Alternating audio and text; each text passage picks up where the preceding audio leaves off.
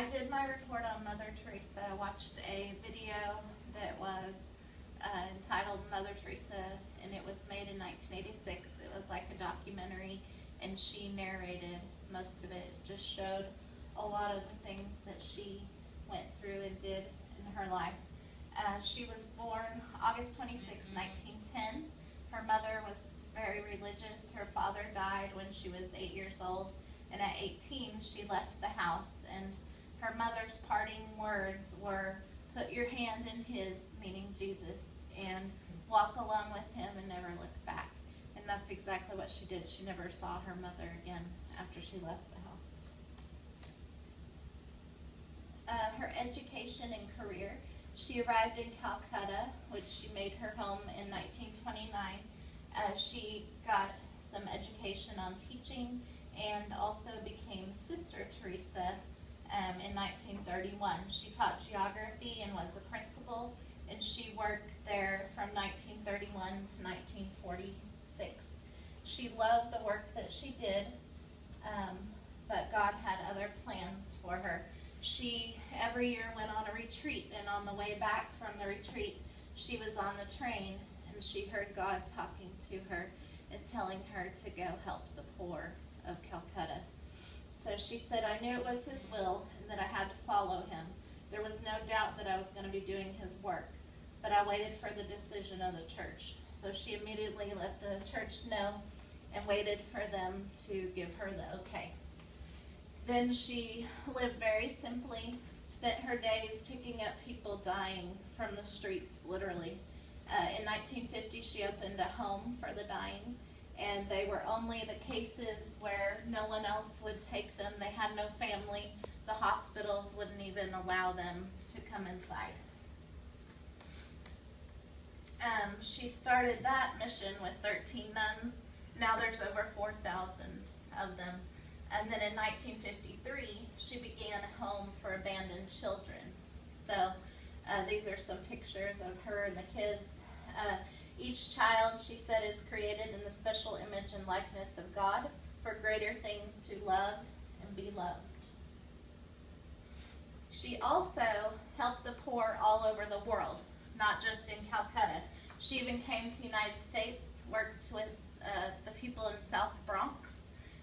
She set up a program in Rome, visited Ethiopia, and then when there was tragedies, like the bombing of Beirut, Chernobyl, Armenia, she went on scene to those places also to see if she could help anyone.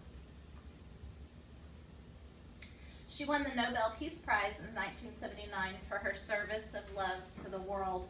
She accepted the award in the name of the hungry, the naked, the homeless, the crippled, the blind, the lepers, of all the people who feel unwanted, unloved, uncared for throughout society, people who have become a burden to the society and are shunned by everyone. And she said that she was not worthy of the award. She had several major health issues that people don't really know about. She had her first heart attack in 1983 while visiting Pope John Paul II. The doctors told her to give up her work. She needed to, stay put in one place, but of course she refused that. And then in 89, she was fit with a pacemaker. 92, she had pneumonia and heart problems. She went on there, she had malaria, broken ribs, collarbone, more heart problems, and in 1997, she died at the age of 87 of a massive heart attack. Now, people are talking about the process of beatification, which is where the Pope puts her on a list to be a possible saint.